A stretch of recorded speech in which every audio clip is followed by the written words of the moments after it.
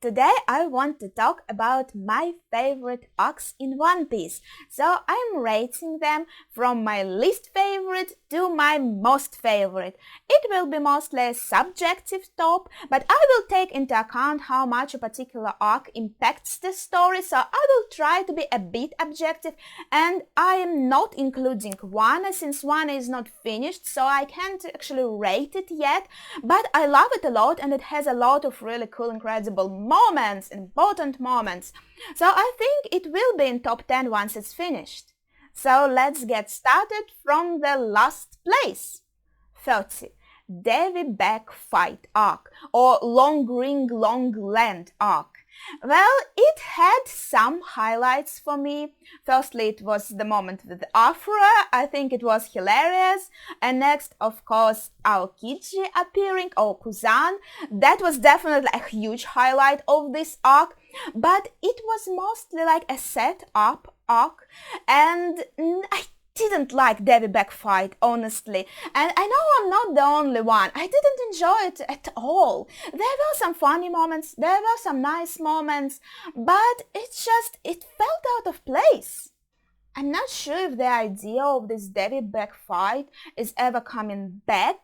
Maybe it will have some impact, so Oda familiarized us with the idea of this game. So next, when it appears, it's going to be a huge part of the story, and we will already know what this means and how it all works.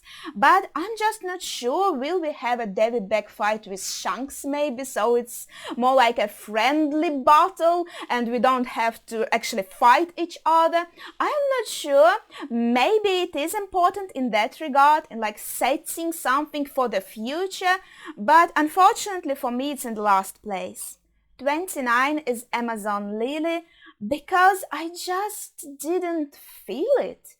It flew by so fast, and it was actually also more like a set-up arc for the future events, more like just arc that is in between, more interesting and more major arcs. There were of course cool moments there, and Luffy met Boa Hancock and it was incredible and her character is very enjoyable, but unfortunately it's not as good as other arcs, and as I said, I didn't really feel it. So when I'm thinking about One Piece arcs, I'm never even thinking about Amazon Lily. It's somewhere out of my head. So unfortunately, it's one of the last places. 28, Return to Sabaody. It is great. We see our Straw Hats with their new designs, and I loved it. It was incredible, but it didn't feel like a separate arc. It felt like a beginning, a part of Fishman Island, so I can't place it any higher. Strangely, on the 27th place, I have Reverse Mountain. I know a lot of really cool information we got there. We also met Vivi. We got the log pose. We learned about Laugh Tale or Raftel. Yes, it's very cool. But again, I don't feel like it's a separate arc. For me, it's just a part of a bigger adventure. And this is the case with the next few places. So 26, it's Return to Water 7. For me, it's a part of Enies Lobby still. I don't feel like it should be a separate arc, so that's why I'm placing it so low.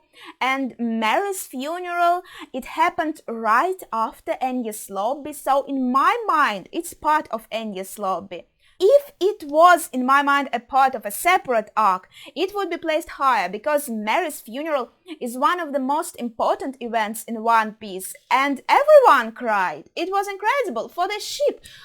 It was just insane, but for me, it is Enies Lobby and not this Return to Water 7 arc. And also the 25th place, it's post-war. It's also considered an arc. And yeah, seeing Luffy's flashback was incredible. It was so interesting. I was so hyped. I was reading it. Oh, no way. We learned so much about him, about Ace, about Sabo. It was great. That's why I placed it like on top of these arcs that I feel are just a part of other arcs. Because Luffy's flashback, come on, and all the implications of Marineford, of what happened. We see them here, how it affected him. So this basically concludes all the arcs that I don't feel are the separate arcs. I don't feel they deserve to be called separate arcs, because for me they are part of other more major arcs, but it doesn't mean that I don't like them. I think they are all incredible. And next we have Jaya. Yes, I do feel like Jaya in my mind is part of Skypiea, but it is separate because we met Blackbeard here, and it was actually one of my most favorite moments in all of One Piece. It should be somewhere on top of my favorite moments. When Blackbeard says his famous quote, that man's dreams never die. I loved it so much. It's my favorite quote overall. And him loving cherry pies and his contrast with Luffy. I mean, everything about Jaya was quite enjoyable. But again, it felt for me like it was just a path leading us to Skypiea. So nothing to... And Bellamy, I didn't really feel Bellamy as an antagonist. Yeah, that punch was good, and I saw how it was animated. Actually, I saw it on YouTube. I only read manga up to Wano, but I saw that punch to Bellamy in actually 2 versions of animation. Yes, it is good, and it was good in manga. But I didn't really dig Bellamy as a villain, so he felt a bit flat on me. And that's one of the reasons why Jaya is so low. 23, Fishman Island. It's higher than Jaya, even though I didn't really enjoy Fishman Island that much. I think mostly because of my expectations. Because after that time skip, I think I waited for something more grand. I think my expectations were too high. And Fishman Island being the first arc, for me it's the first arc, because I think the return to Sabaody is like a part of Fishman Island. Being the first arc after time skip, it wasn't in a good place. Because it had to answer all these expectations I had, and maybe some other people most likely had. It's not a bad arc in itself. I loved all the arcs in One Piece except for the Davy fight. I loved all of them.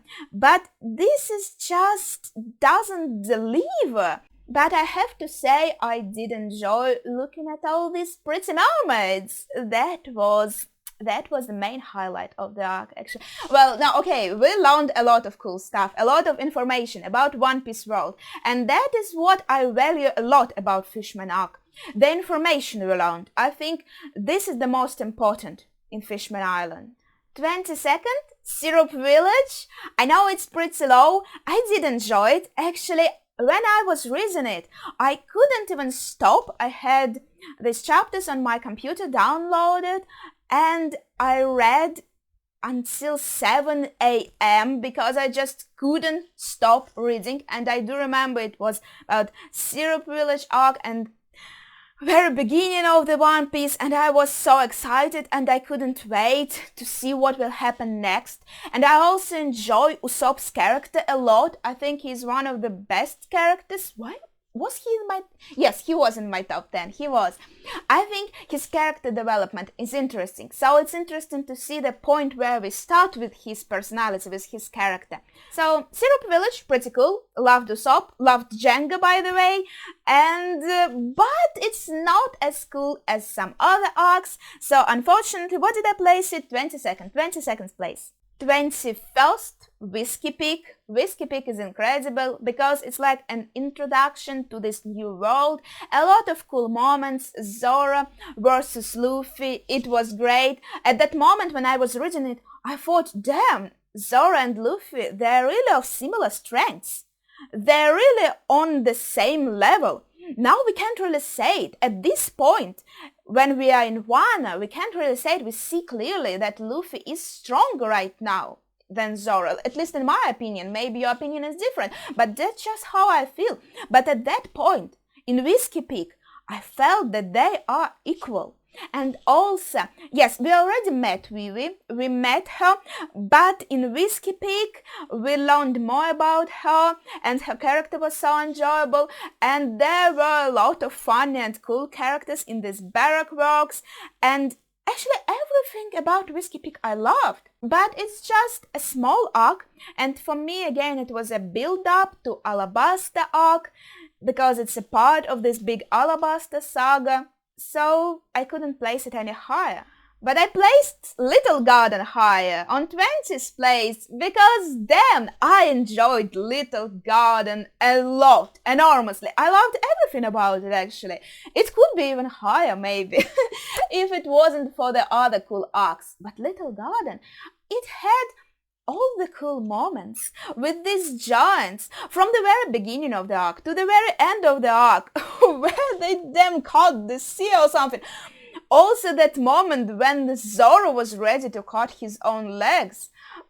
And Mr. Free was pretty funny, and what was his Miss Golden Week and Mr. Free. I loved their duo, and I loved their powers and everything they did. Oh, and also that moment with Sanji saying that he is Mr. Prince. It was here too in Little Garden, I think. So Little Garden, again, in my opinion, is just a part of Alabasta, because it is in Alabasta saga, but for me it did feel like a separate arc. It did feel like it with its own separate conflict with this giant story, and damn, I enjoyed every second of it. Why did I place Zoe higher? Okay, I'm changing it right now. I changed my mind. I think Zoe should go lower than Drum Island. I'm changing their places. You see, that's the problem about me making this stop, because if I make it tomorrow or day after tomorrow, it will look different. It will. But anyway, Zoe, I did enjoy Zoe a lot, and I did enjoy Minx, and their story was very interesting. I mean, their very recent story with Jack, and oh damn, that was pretty sad. And when we met all the Minx, it was a nice moment, and I loved Carrot, of course, as everyone does, and I loved Wanda, and I loved all the mysteries that were introduced, the elephant itself, the moment with Riser, that Riser is actually here, that was like mind-blowing. It didn't feel like a build-up to any arc, but it was actually a build-up to Whole Cake, but it did feel like a separate arc. Also, we had this idea of a traitor. It started here that we do have a traitor, and Carrot unofficially joined us in Zou, and we met a real ninja in Zou. So yeah, there were a lot of cool moments in Zou, but I think I made a mistake placing it higher than Drum Island. I think Drum Island should be higher. I'm changing my mind right in the middle of making this video. Drum Island. Yes, it is in Alabasta Saga, but this is the one that felt like a separate arc the most. It was not too long, but it was long enough for you to feel the energy of this arc and get to know Chopper and Kureha and get to know a history of this island, and also, how should I pronounce him? Hiluluk? I think in my translation it was Hiluluk, but R and L, they're kind of interchangeable, so it's hard to say. Maybe it's Hiruluk. Anyway, his backstory, or should I call it Chopper's backstory, one of the best backstories in One Piece. So, Drum Island, it's also Winter Island. That I do dig Winter Islands. I like winter and I like autumn. These are my favorite seasons. So it's so great to see a Winter Island. I loved it so much. And Kureha's character I loved too. And that part where Luffy was trying to save Nami, so he was climbing that mountain with his bare hands. That was all just fantastic. Everything about this arc was fantastic. And we also heard about, I think, Blackbeard coming. And that was a really interesting bit of information too. So we had this slow set up for Ace's story, for his and should I say, a lot of interesting things here, and Chopper joins, and who doesn't love Chopper? Surprisingly, even for me, because I wrote the script yesterday, I placed Orangetown higher than Drum Island. But I guess I see my reasoning in it, because my favorite characters appear in this arc in Orangetown.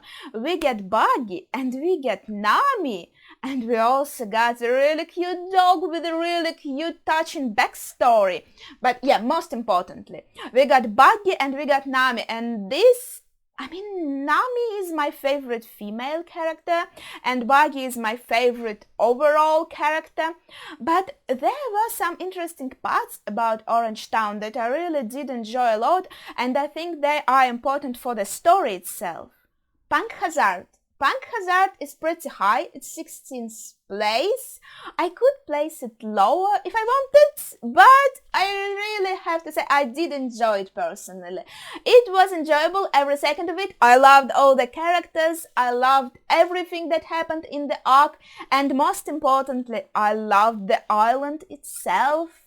I think it was just a fantastic atmosphere, and damn, that moment where they changed bodies and all the hilarious moments with Skinny Moon.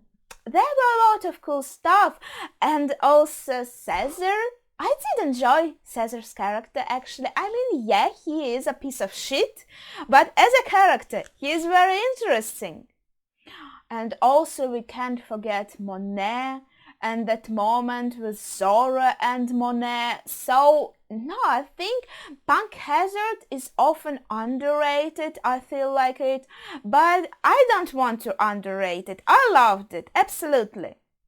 15, Baratie, it's right here in the middle, and oh damn, I love Baratie, it's a great arc. We get introduced to Sanji, and I love everything about Sanji's character and everything that happened in Baratie, all the ideas, all the ideals that were delivered to us as readers. I think they were just fantastic, and I loved them all. I enjoyed all the characters that appeared here, and I think there was nothing bad about this arc.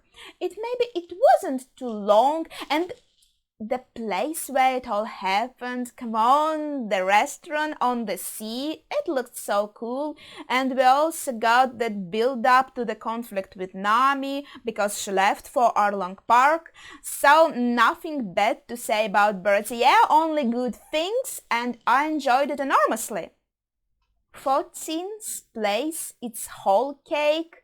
I think I saw other tops where Whole Cake was like 4th place, but for me Whole Cake was a little bit too dragged out, because it feels like we are running from Big Mom endlessly. We are running away. I just couldn't take any more of it. I was like, damn, when will it stop? When will we finally run away? Yes, it does show us how powerful Yonka is, but come on. That moment with the cake, I didn't feel like it did deliver, because it felt like we were betting everything on that cake Sanji was making, and I was honestly hoping that this cake will actually do something. Maybe it will be that delicious that she will remember her past, her childhood. Maybe it will be that delicious that she will maybe pass out for a while, helping us escape. But she just ate it and came right back, and I didn't feel like the cake was worth it. I didn't feel like it. So, yes, there are a lot of cool stuff in Whole Cake. I enjoyed Bash Capone quite a bit. That part, look, this is how your dad lives. This was just, that was badass. And all the other cool moments. Yeah, Luffy's fight with Katakuri. This is just incredible. So, a lot of cool stuff in Whole Cake, and also with Pudding. I think she is an interesting character. And the moment when she's saying goodbye to Sanji, it was very sweet. but it's just whole cake, I think, cannot be placed any higher in my top. I did enjoy it, but I felt it was a bit too long. And this is the case, in my opinion, with Dressrosa too, because there were a lot of cool moments in Dressrosa, and I really loved the flashback there. It was very dark and very interesting. And Doflamingo as a character, he's an evil character, but you can see that he actually kind of cares about his Doflamingo family. He wouldn't let anyone mess with his family, in my opinion.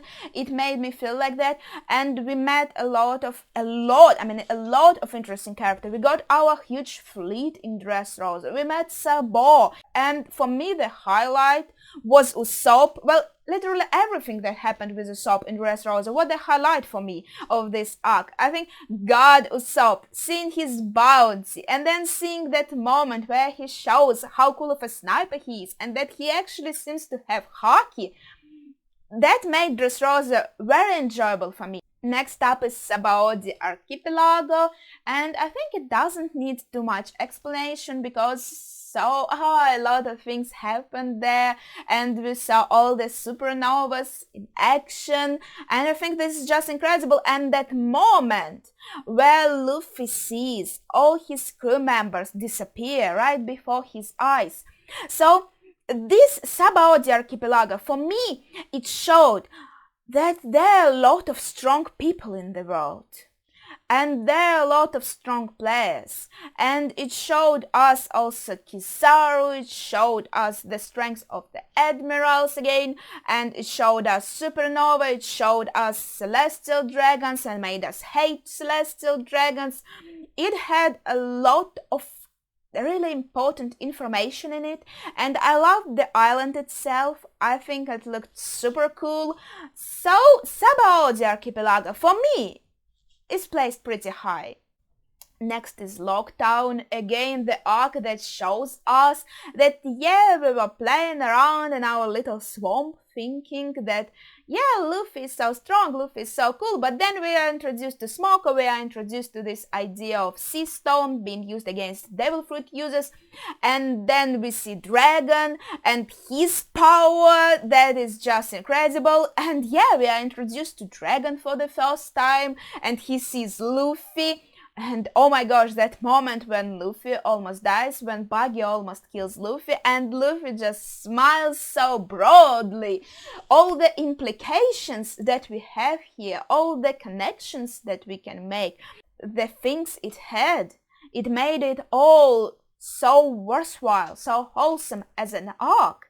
And that is why I placed it so high, because for me it's very important to the story. It has a big impact to the story, and I did enjoy it enormously.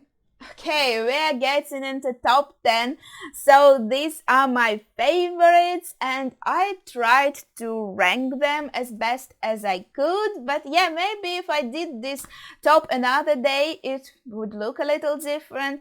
But anyway, on the 10th place I got Reverie. Reverie!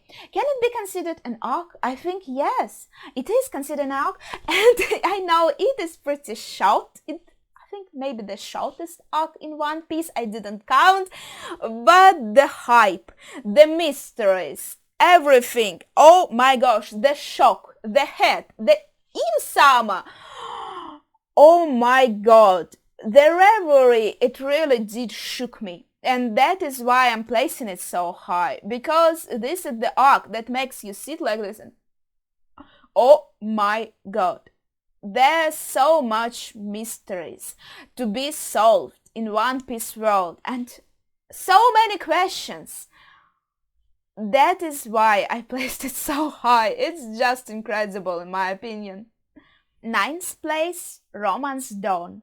It's basically the first arc of One Piece, and I couldn't possibly place it any lower, because this is the arc I reread more than the others, and I did enjoy it every single time. I can reread it endlessly, and I will enjoy it every single time. It just sets everything up. It shows us the beginning of the story. For me, it is really important. We see the starting point for all the characters. We have a sight of their goals, of Luffy's goal, and we get Kobe, and we get Zoro, and this is just incredible because I love Zoro. He's one of my favorite characters, and everything about his introduction I think was fantastic, and about him joining. And Kobe is also actually one of my favorites in terms of character development. We really see Kobe's development in the story. So reading first arc, already knowing what will happen in the future arcs, makes it even better. So I think this is why I'm placing this first arc so high, because when you go back to it already knowing what will happen in the future, it just reads differently, and I think it's really interesting. Skypiea is an 8th place. Are you kidding me? Because when I was rereading One Piece, it changed my opinion of Skypiea. If I didn't reread it, Skypiea would be so much lower. But when I did, in color actually, maybe color did play a part in this, but I enjoyed Skypiea so much. My opinion of Skypiea changed like 180. So different. I enjoyed every second of this arc. I think everything about it was fantastic. I love the antagonist of this arc, Enel. It introduced us to hockey. It introduced us to so many things. And I think Skypiea as itself, an adventure on a sky island, can it not be exciting? Come on. And Skypiea also makes us love Robin so much more, because she joined instead of Vivi, and that could be devastating for someone who loves Vivi. But then we get to know her more, and Skypiea is really this arc that makes every Straw Hat feel like Robin is this part of the family, part of the crew. She has this adventure alongside us, and she does not disappoint. I think this arc is really important for her character, in my opinion, and it is also a plus. Thriller Bark, I love it so much, and I think mostly because the atmosphere of it, it's like you go into some kind of horror story, and I love horrors. Or maybe like Halloween atmosphere, I love it too. So all of this in an island, it just blew my mind, and I loved all the characters, all the enemies. Honestly, all of them. I did enjoy even Moria. Everything was so good about it. All the moments with Sanji, with Nami, and with Luffy and zombies. There was nothing bad about Thriller Bark. And we got introduced to Brook, and I think Brook is incredible. And I can't forget that moment where Frankie built a bridge in a matter of seconds. I don't know why this moment comes to mind. I don't know. It's not one of the coolest. What is one of the coolest is the end of Thriller Bark. That was just insane. And the coolest moment in all of One Piece, when Zoro takes all Luffy's pain and then it was nothing. It made this arc one of my favorites. This moment, this atmosphere, all the hilarious moments in this arc, everything about it was just fantastic. Arlong Park, 6th place, pretty high, maybe not as high as for some other people, but I just did enjoy some other arcs a bit more. But you can't deny the importance of Arlong Park, and you can't deny how it made you feel, because the emotions in this arc are through the roof. And I'm not only talking about Nami. It is obvious, her backstory, her pain, her suffering, and Luffy destroying the room that she was incarcerated in, is this even a word, that she was being a prisoner in, and the satisfaction of Arlong's downfall. Yes, it was all just incredible. But also, again, Usopp's moments are what gets me the most. That moment when he used his ketchup star, I think it was called, and he was lying on the ground thinking, yeah, I'll just tell my friends that I tried my best. I will. And then he remembers all these moments where he witnessed the resolve of his friends, and he's just, no, how can I do that? They are giving it their all, and I will just do nothing. Can I really do that? No! And he stands up, and he says, hey, where are you going? We are not done here yet. And he continues, damn, even tears come into my eyes, because this moment was a really important character development moment for Usopp, and character development is one of my favorite things in One Piece. World building, character development, these things. And then also that moment where Usopp appears like near, like in Arlong headquarters, should we say, and he appears and he says, hey, I'm here to fight, and he looks like he's ready to fight, but you can see that his knees are trembling. This moment really did it for me.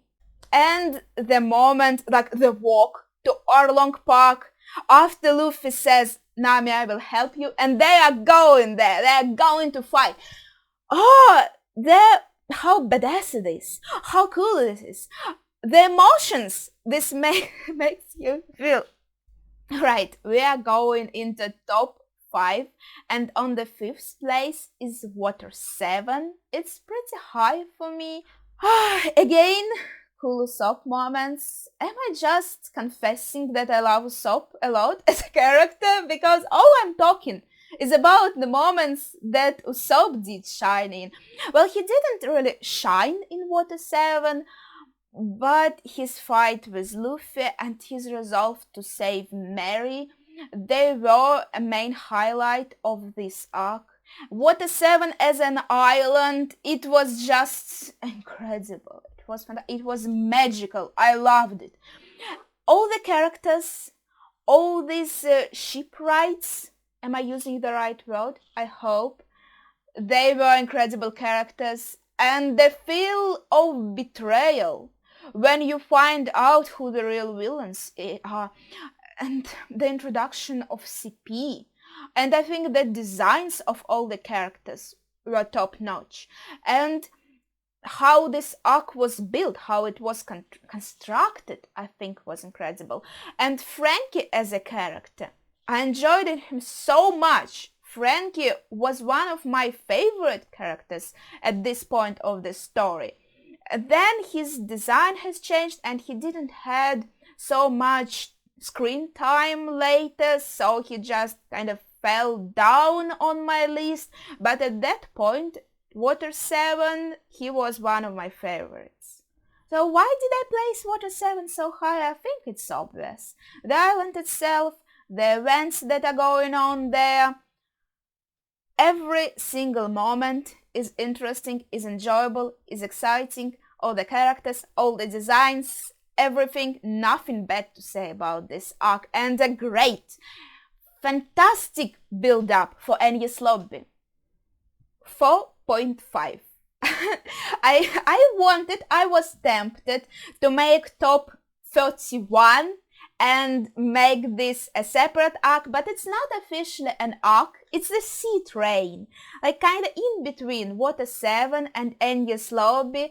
You could say it's a part of either of these arcs. I don't know what is your opinion on this, is there an official opinion on this, but for me, sea train is one of my favorite arcs in One Piece, and for me it is a separate arc. And it just, I don't even know what to say, how good it was. It was such a great moment for Sanji. Sanji really showed his strength here. And when I was reading it, I was like, yes, Sanji Sanji, you are insane. You are insanely cool. You are insanely strong. I love you so much. His fights are incredible. How he went through this train, like, wrecking everything on his path, and then fighting this cook. That was pretty hilarious. Introduction of Soggy King. So smart. How can you not love it? Just for these two things, you can love Sea Train so much, for Soggy King and for Sanji, but that is not all. You also get the conversation between Frankie and Robin, where he explains how that just living, just existing can never be a sin. This is also a part of Sea Train. Damn, everything about Sea Train is mind-blowing. I could even place it higher if I wanted, but okay, it's going to be 4.5 because, let's be honest, it just can't beat the most important, most incredible, most enjoyable arcs of One Piece. On the fourth place is Alabasta. I have a friend who has Alabasta, basically I think on the first place. So they would hate me for placing it on the fourth and not the first. But yeah, Alabasta was so great. It was long, but it didn't feel dragged out. It felt like an adventure. Vivi as a character I enjoy a lot. And the very end of Alabasta, where it was kind of established that she is an honorary member of our crew, and to the last moment I wasn't sure if she's going to go with us or stay. So I was kind of all on emotions, and it does make you emotional, this arc. All the fights with Crocodile, how Luffy tried his best, did all he could just to win against Crocodile. All the characters, all the fights, actually, I love Alabasta so much for its fights. It's just one of the best fights in my opinion, because all the Straw Hats got their moments to shine. Yes, they got their moments to shine in Enies Lobby, which I placed higher, but here too we got some really incredible fights from Nami, Usopp, Zora. Everyone had their moment, Sanji, and we got one of my favorite characters here, Bonchan. There's a lot to be said about Alabasta. I could go on for hours, but I think it's fantastic. But I think the main reason is that Alabasta, the whole Alabasta saga and Alabasta arc is this crown and jewel of it. It could be a separate manga. It doesn't even feel like an arc. It feels like a whole damn story. And I think this is what makes Alabasta so fantastic. Okay, enough about Alabasta. I feel like this video is going to be so long already. I only want to say a few words about each place. But let's go to Enies Lobby's top 3. Enies Lobby on the third place. I think, yeah, the highest places are kind of predictable. Everyone, I think, kind of the same first places. And of course, Enies Lobby is pretty high, because who didn't enjoy Enies Lobby? Again, we had all these incredible fights, all the Straw Hats got their chance to shine, but that is not the most important. The most important are all the moments you have that are powerful, that make you emotional, and that have great impact on the story itself. We show our intent to protect our friends no matter what, and we are ready to pick a fight with the world government if this world government is the thing that threatens our friend, and that is Robin in this moment. And as I said when I was discussing Skypiea earlier, I said that Skypiea was a very important arc that made us love Robin so much more, that made us feel closer to her. And then in Water 7 we got more of Robin, and then we get to know more. We know her flashback, we know now everything about Robin, and we do feel her, and we do love her, and we do care about her. And all this build-up was not for nothing, because before she was saying that she doesn't feel like living. she doesn't have this desire to leave, and only with Straw Hats did she feel happy. But then, after that, seeing her digging her teeth into the floor, trying to stop them, and saying that she wants to leave. I'm sorry, it's impossible to talk about Enies Lobby and Robin's moments in there without crying, because this change. Before, she didn't want to leave, and now she's saying she wants to, and she's ready to do anything to get back to her friends, to not go there with Spandam. And this just makes you so freaking emotional. It makes you feel so much for these characters. And it changes everything about your perception about this manga. It makes you love it so much more. This arc is just fantastic. Okay, I'm trying to get myself together here, but the second place will not help me because it's Marineford, and we all know what happened at Marineford.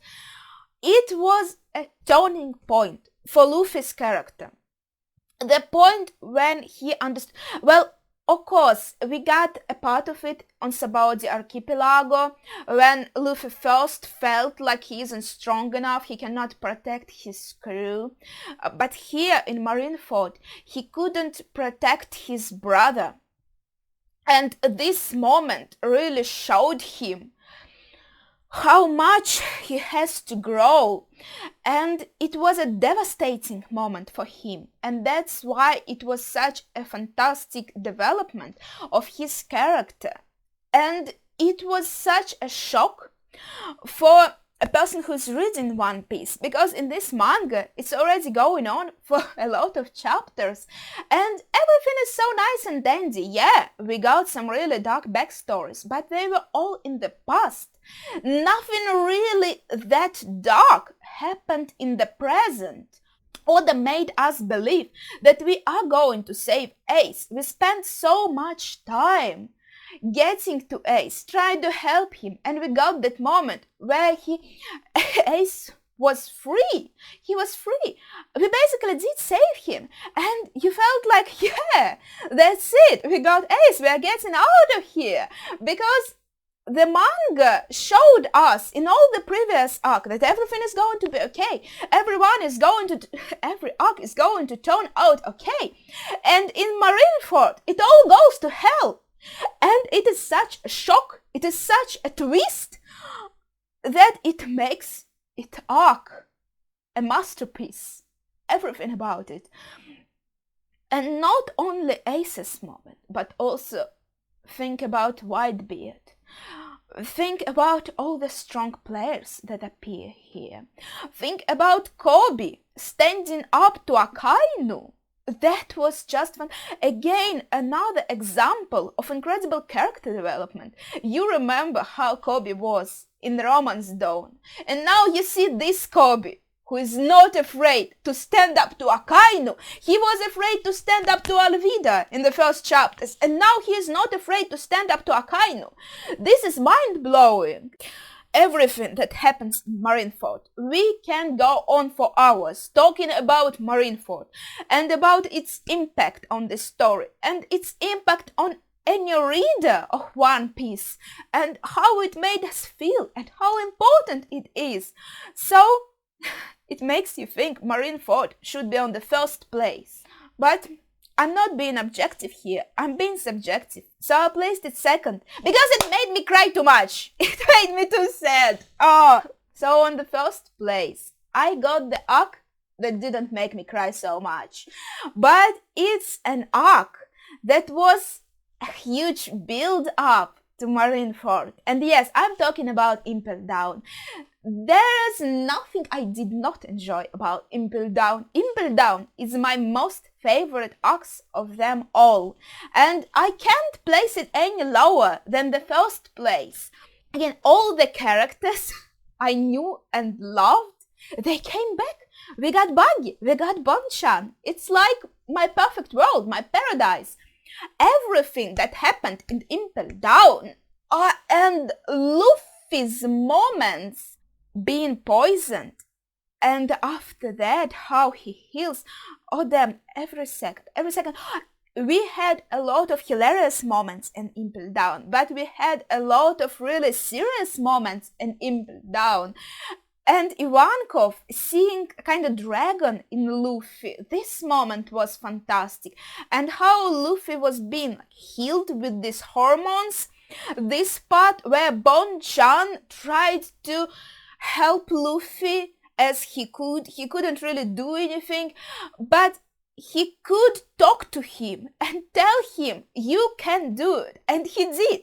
For many hours he was talking, he was screaming to Luffy through the closed door that, Luffy, you can do it, you can go on living, you will be able to overcome this. And it really did help. Luffy really did feel that energy, that friendship energy coming to him.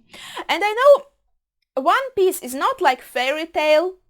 Friendship isn't going to make all your problems magically disappear and all your enemies magically fall to the ground. But still, friendship is very important in One Piece. It is like one of the main themes of One Piece. And Bon-chan, he really showed how much of a friend he is to Luffy in that moment. And the dynamic between Luffy and Buggy, it was enjoyable to no end. Every second of Impel Down, every second, I did enjoy so much.